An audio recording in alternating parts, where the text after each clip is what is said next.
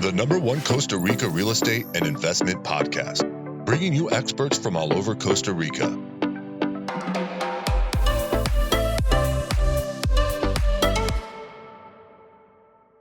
Good afternoon, guys, and welcome to episode 202 of Costa Rica Real Estate and Investments with me, your host, Richard Bexon. Today, we're going to be talking with Juan Zuniga from Eje Construction. It's a company that we've worked with over many, many years. We work with many, many companies. These guys are very, very good, very flexible, and I'm yet to find a client that's not been happy with them. They go the extra mile always, and just great guys. So it's always good to get, I would say, good construction companies here. They're very busy at the moment, as Juan will explain, but we're going to be going into kind of how to structure a build here in Costa Rica and some of the questions, and also the cost per square meter, which I know a lot of you guys have questions about. But guys, if you'd like to chat with us about investing, project management in Costa Rica, an idea that you have, or developing, investing in real estate, feel free to, in the description down below, there's a button there for a free 15-minute consultation.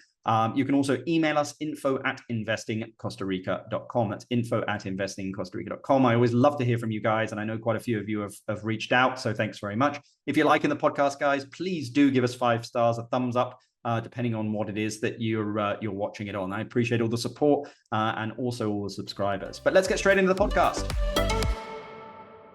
Good afternoon, Juan. How are you doing? Hey, Richard. How's been everything? Good, man. Busy, as I'm sure you guys are as well. I know that we finished a few projects together. You guys did amazing work, so I appreciate you taking time out of what I know is a busy schedule to join us here on the podcast. Thank you very much. You have been keeping us very busy, luckily for us. Not at all. You're a great partner to have, and yeah, we've done some great things together. So I think anyone that's listening that wants to talk to Juan and Eje, all of the contact details will be in the description down below. But let's get straight into it. I mean, Juan, markets have had a good start to 2024. Real estate is starting to slow down in Costa Rica, which I think we can see. I think that's part and parcel of really a slowdown in, like, we're returning to seasonality that we had prior to COVID. The craziness is over, as I like to say. The party is somewhat over. I think it's a higher watermark than 2019. But how is your business? I mean, are your requests still the same? Has it gone up? Is it going down? I mean, what are you guys seeing? Actually, our requests are being, they just keep getting better and better. And you guys are asking us for to participate in new projects with you guys and some other clients. Actually, right now we're working with a new client. It's a British guy who just came here to Costa Rica and wanted to build something, and he reached out to us. Thanks to that's how it's working here right now. You have a sign outside your construction. Yep.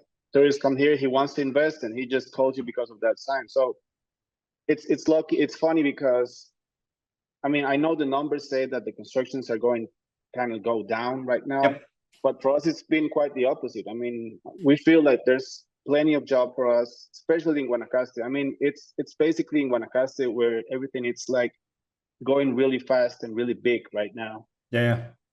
Well, that's awesome, dude. Sorry. But look, typically there are 2 ways. We just did a webinar on construction. We did it with Eric Corrales in our office. And anyone that wants to take a look at that webinar can just go to our YouTube channel or go to our website, investingcostarica.com. But there are typically 2 ways of doing, a contract here. We have a key in hand, as they call llave en mano in Costa Rica, or a cost plus. What's the difference and the risk for clients of each one? I think the main difference, the fundamental difference, it's who's going to take the big risk, right? Yep. So when it's key in hand, the risk it's on the builder, on the constructor party. Yep. And when it's administration, what we call it. What did you call it? Sorry. Yeah, cost plus, basically. Cost plus. And cost plus, there's a fee and a time set from the beginning. Yep. And basically, the risk there is it's for the client, for the owner of the project. Obviously, the constructor, they're gonna be looking for a good job, good quality job, time, cost, and everything. But the risk it's finally on the owner of the project. If something's coming slow and the time's gonna be farther and farther apart from what we settled from the beginning of the project, that's gonna be on the owner. He's gonna end up spending more money, right? As opposite on the key in hand. And key in hand, we establish a fee. We establish not a fee, an amount, and we establish a time. And if that goes off, it's on the builder, right? Obviously, there are some stuff that like some change orders or something that's obviously going to change the final fee and the time, but it's always going to be a risk on the part of the constructor. Yeah. So I think the main difference is that who's willing to take the risk. That's the difference for me. That's the difference. And for the clients, again, it's the risk. If they want to risk it, they should have a really good, reliable constructor to have the administration process. And well, in your case, you usually are part of that, project manager and stuff. But I feel that the key in hand is safer for the owner. Yep. In my opinion, obviously. And obviously, I'm also biased because I'm a constructor, right? And I prefer to work in key in hand. But I understand when people is trying to work on administration, but they have to be really, really aware that the risk is always going to be on their end. Yeah, I mean, look, I agree with you. I mean, I think if the client is not going to be in country or doesn't have like an owner's rep or project manager, a key in hand, llave en mano, fixed price is definitely going to be the way to go. I think if you have a rep, you're here in country, or you have a project manager, the cost plus can work very well for you because it will probably end up being more affordable for you.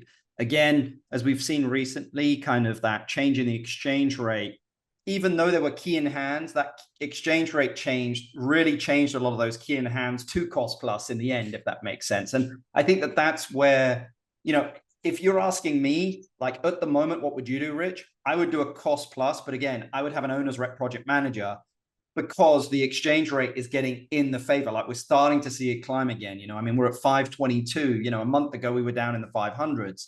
It was only probably 45 days ago, we were at 490. So where I see this going is I'm like, look, I would personally do a cost plus, but I would probably hire a project manager, owner's rep. But again, I'm biased as well. It's going to work out to be more affordable in the long run because you're just playing cost and then you have the administration fee. The other one, of course, the key in hand is there's been some padding in there because also as construction companies got hurt in the last couple of years, because they quoted at 650 colones and that number went down. So now everyone's a little skittish because they don't know what's going to happen with the exchange rate. So there is quite a bit of padding. But I agree. I'm like, if you're not here and you don't have a rep, just do a key in hand because it's going to be a lot easier. I think at the end, there's not like a fixed answer for this question. That's true. I mean, you have to present the options to the owner at any given time, and based on that, he has to decide whether he wants to take the risk or taking all those variables into question, right? Yeah. Well, I mean, look, it's pretty interesting where construction's going, and it's probably going to be interesting in the next 10 to 20 years. I mean, people, I think, comparing at the moment, a lot of steel structure versus concrete, when it comes to a build. I mean, what's your opinion on both of these, and is one cheaper to do than the other? Again, it depends on a number of variables. How easy or how difficult it is to get somewhere you're going to develop the project, the time, the moment. For example, a couple of years ago, steel structures went up. They skyrocketed. So it wasn't cheaper to build on steel than it was to build on concrete. You have to analyze when the project is starting to born at the genesis of the project. You have to realize with all these variables which way to go in terms of design. It's not a formula. It's not always like steel is cheaper than concrete or the other way. You have to analyze every time how cheap or how expensive it's going to be with both materials. There's, like I said, I'm sorry, there's not a fixed answer to this question. You have to analyze each project and what you want to get from that project. Well, let's say it's a residential home. Someone's trying to do it as affordable as possible. It's one story, I don't know, 200 square meters. I mean, if for that, I would go with concrete. I would go concrete. Why? Again, because I think it's more reliable. The finishes might not be as expensive as you would with a concrete. With a steel structure. In terms of maybe you're gonna do I don't know if this is the correct name, but steel frame. and you're going to have a lot of glass and a lot of wooden. That's going to be, at the end, it's going to be probably a lot more expensive than just having concrete and have plaster. And again, you can have windows and all, but it's not going to be as big as a steel structure. Or maybe you're going to have a steel frame and you're going to use lightweight walls. But that's not going to be as safe as concrete. As safe in terms of intruders. Let's call it that way. Well, I think one thing to bear in mind is where you're building, as you mentioned there. I mean, in very humid environments, like in the southern zone, probably concrete's going to be a little bit better, because again, everything's going to be attacking that steel. Like you just need to make sure that you've, and then all of the cladding that goes around it, you just need to make sure that you're using materials that are going to be, that weather resistant. I mean, but also from an insulation point of view, concrete is a very good insulator as well. And you might have you might conceive the project with concrete, but it's in a really difficult place to get, and you won't have concrete delivered there. Yeah. So either you're gonna have to do it by hand on the side, by small fractions of the project, or you can build on steel. But also, you said something very important. Maybe in South or in the coastal areas, there's the saltiness. It's a very important factor, and steel structures obviously are really impacted by that. Yeah, I mean, I think I agree. There's no one solution there. It just depends on what it is that you're doing. A lot of people ask, and I'm sure you get it all the time, Juan, hey, how much does it cost per square meter to build a house in Costa Rica? And I mean, that's a very difficult question, but like, it is a moderate house, with ceramic floors, with, I don't know, Akari, or Europa windows, like typical standard, I mean, what would you say the square meter is at the moment? Would you be comfortable quoting? Funny enough, again, it like you said, it depends on a lot of factors. But you can have that same house that you're describing in the central area of Costa Rica, or you can you can have it on Guanacaste, and that same house is going to be more expensive maybe in Guanacaste. Why? Because there's a lot of logistics that's going to be more expensive, driving stuff to Guanacaste, driving people to Guanacaste. For a normal house, like a regular house that we're discussing, the price might go from in Guanacaste from $1,200 to $1,500 per square meter. That would be about $110 and $140 per square feet. I think that's going to be pretty basic, no? That might be okay. We can go up from that. I mean, I hear that number and I go, it's more of like a Tico style, like you're not, like let's take. I'm building the one that I told you before, the Pinilla. Yep. I mean, it's not a very luxurious house. It's a well-designed, really, really beautiful place. And that's about $2,000 a square meter. Yeah. So it does go up. It has 7 bedrooms. It has 6 or 7 bathrooms. Yeah. So it's a big place. It's a beautiful place. It's not ultra luxurious. It's not luxurious like I would say maybe Villa Alegría that we built a couple of months ago was. But it's a beautiful place. It's well designed, and it's about $2,000 per square meter. Well, okay, so that's about 2,000, and we're probably talking about in the mid to upper range there. The upper range probably being 2,500 and beyond, if you know what I mean. That's it. You can even go farther than that. You can go higher than that, obviously. Of course. I mean, how much do you think today? Because I think that's probably what somebody from North America or the Western world would consider medium. The Gates house that we built. I mean, how much do you think that would cost today to build per square meter? That could be around $1,500 about $1,600 to $1,800 per square meter. I think that's probably, it's probably going to be what? Probably $180 to $200 a square foot, basically. That's about that, yeah. About right. Yeah. And I think if you want a very basic house, I mean, $1,200 to $1,500, it can be done. But, I always say someone can always do it cheaper in Costa Rica. But then once you go through the process of building, you're going to find out real quick that that's not true.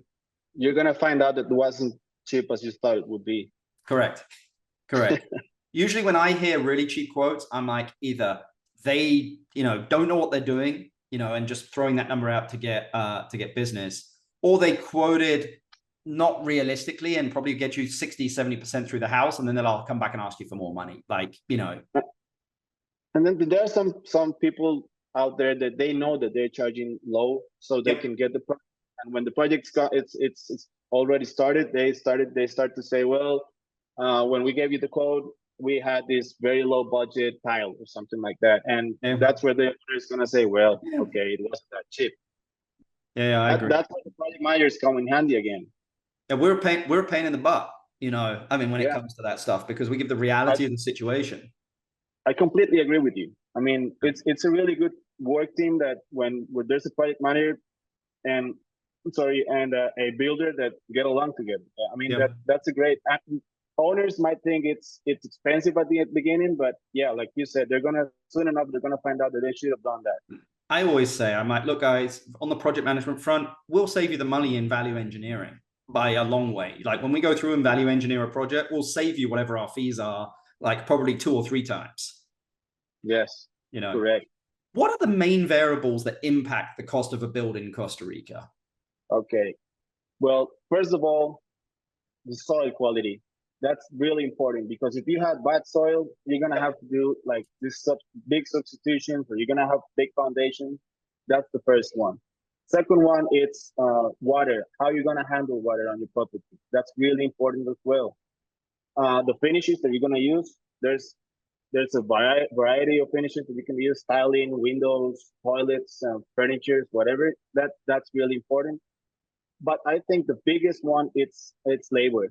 I mean, in Costa Rica, labor it's a really big part of the construction, and in my opinion, has the biggest impact on construction. In terms of if you have a lot of people, good people, they're gonna get they have good salaries, but we have the social security here, which is it's a big part of it's a big portion of labor. But also, if you're gonna build in Guanacaste, probably you won't have enough labor in the zone. So you're gonna have to bring them from Nicaragua, from Central Valley, and you have to pay them better than they gain in Central area. But also you're gonna have to find somewhere for them to live, and you have to feed them, and you have to relocate them. So those are the main points for me that they to consider when you're building in Costa Rica.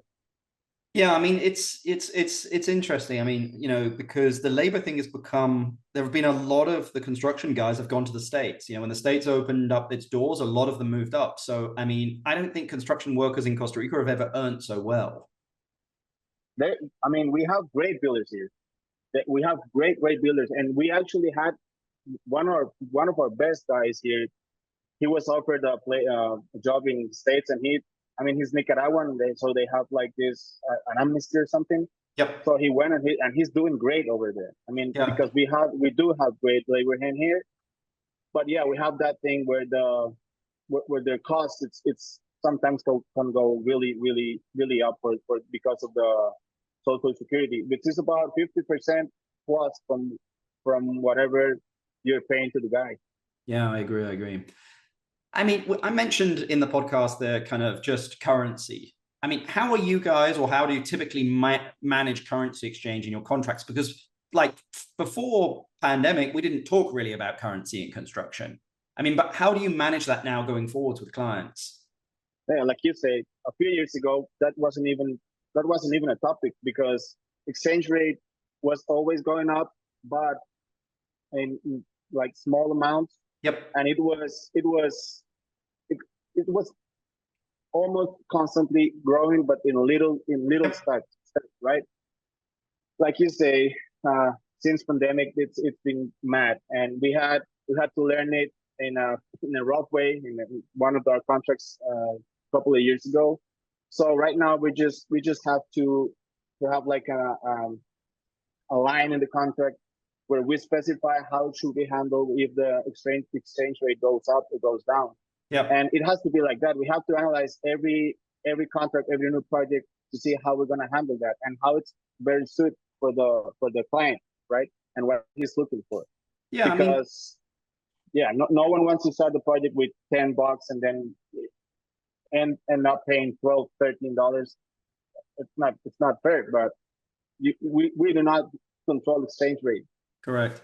Yeah, I mean, I think anyone that's going into a partnership with a construction company, and I think they need to understand that it's a partnership that you're going in with. Like, you're in this together. It's not, win-lose or lose-win. It has to be either a win-win or a lose-lose, if that makes sense. And I think that that's very difficult for some people to understand. And, because it'd be like, hey, it's a fixed price contract. And it's like, yeah, but like, that's why we put that clause in there, because like, do you want the construction company 60 or 70% through the project because there's been a huge swing in the exchange rate? They go like, look, I can't finish this project. Like, you don't want that, because it's still going to cost you the same amount. But like, it should be like, it's a partnership. And if it gets better, great. Like, you win.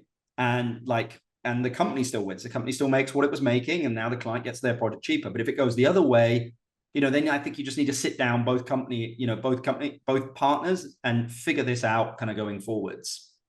Maybe a good practice is to have like a from the beginning a reference exchange rate. That's and if the exchange rate goes up or down, we can sit down and discuss about it and whether how we should handle it.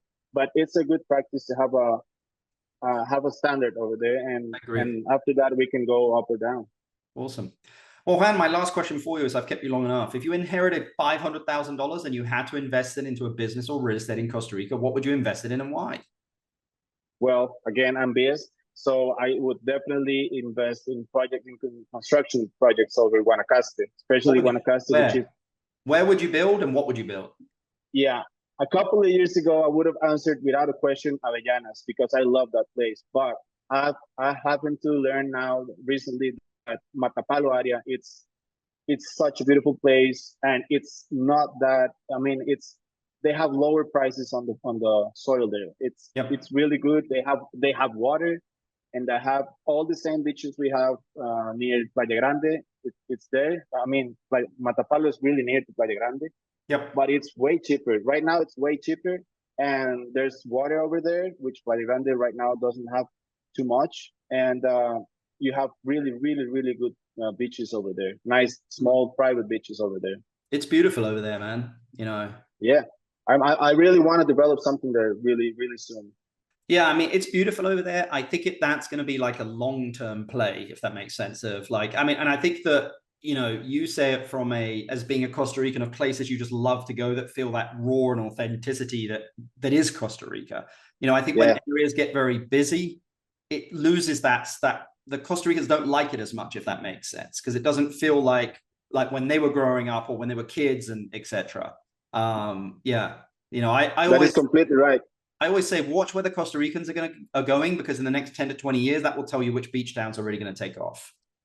Yeah, that's correct. I mean, it's a long-term idea, but that's why it's important to start to invest there as soon as possible, because right now the land it's cheaper. In a couple of years, it's not going to be as cheap as right now. Yeah. Well, awesome, Juan. This has been an absolute pleasure to get you on here and share some of the knowledge with the guests here. Anyone that wants to contact Juan and Eje Constructivo, all of their contact details are in the description. They're a great construction company, guys. We use them on a lot of different projects. We're working on other ones with them at the moment as well. So all of their contact details will be in the description down below. But Juan, thanks very much for joining us on the podcast. Thank you again, Richard, for having me again in this amazing podcast, and hope to see you soon, man. Sounds good, man. Bye. Thank you, man. Guys, hope you enjoyed that podcast there with Juan. As you can see, we went into the intricacies of building here in Costa Rica and how it really is a partnership, and just some of the risks, that are involved and ways that you can structure the deal. As he mentioned there, sometimes it's good, if you're not going to be here, to have somebody representing you or doing a fixed price contract with a reputable construction company. There are so many construction companies here, guys. Some of them good, some of them not so good. You just need to really check references. I've checked references before where it's come back and been like, don't use these guys. But I think with Eje Constructivo, guys, with Juan and Eduardo, they do an amazing job. And we love working with them. They're just very, client centric, which is not always what you find in construction. So all of their details are in the description down below. If you want to contact us, you can. info@investingcostarica.com. Remember to like, subscribe, and really appreciate everyone's support and listening to the podcast, guys. Have a good day. Bye. The #1 Costa Rica real estate and investment podcast, bringing you experts from all over Costa Rica.